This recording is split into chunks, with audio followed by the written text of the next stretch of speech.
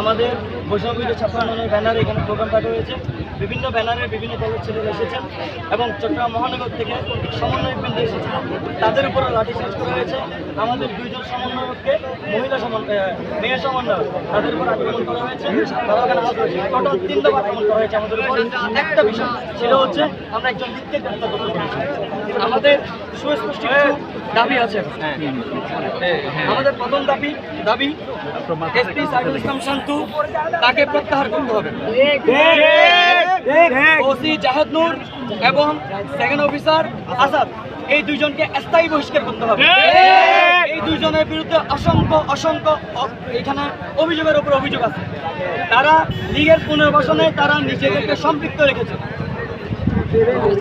এবং পুরো দেশব্যাপী আমরা দেখছি যে প্রশাসনের সাথে আওয়ামী লীগের সাথে ছাত্রলীগের সাথে তাদের একটা ইন্টারকানেকশন আছে। আপনারা দেখেছেন কিছুদিন আগে একটা কল রেকর্ড ফাঁস হয়েছে।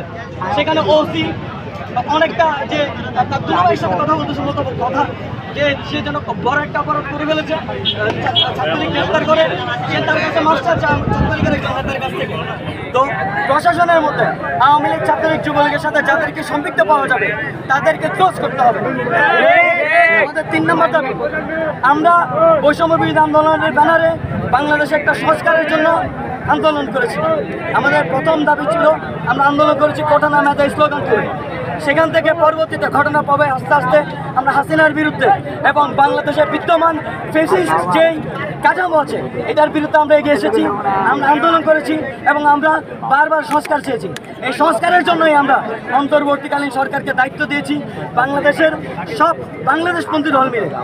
বর্তমানে আমরা যে সংস্কারটা চেয়েছিলাম পুলিশ সংস্কারের, সেটা সম্পর্কে কোনো আলোচনাই হচ্ছে না। পুলিশ সংস্কারের কার্যকরী রূপরেখা আমাদের সামনে উপস্থাপন করতে হবে, আমাদের দাবি।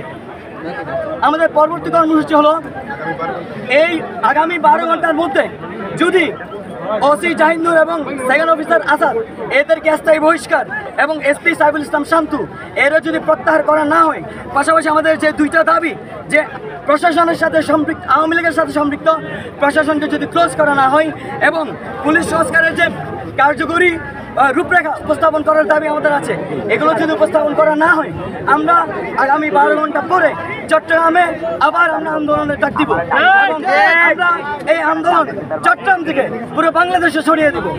আমাদের ওসিকে আজকের মধ্যেই বহিষ্কার করতে হবে, স্থায়ী বহিষ্কার, এবং বাকি 2টা দাবি সম্পর্কে আমাদেরকে জানানো না হয় আমরা চট্টগ্রামে এই আন্দোলনকে যেই নতুন জুলাই পটিয়া থেকে শুরু হয়েছে, এটা বীর প্রশাবনী পটিয়া, এটা প্রীতিলতার পটিয়া, এখান থেকে পরবর্তীতে সেটা সারা চট্টগ্রাম ছড়িয়ে যাবে।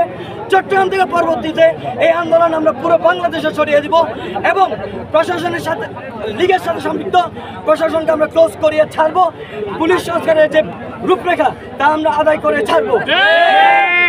আমরা এখানে আর আধা ঘন্টা 4:30টার পরে আমরা রোডটা ছেড়ে দিব। যে জনদুর্ভোগ হয়েছে এটার জন্য আমরা জনগণের কাছে মাপ চাই।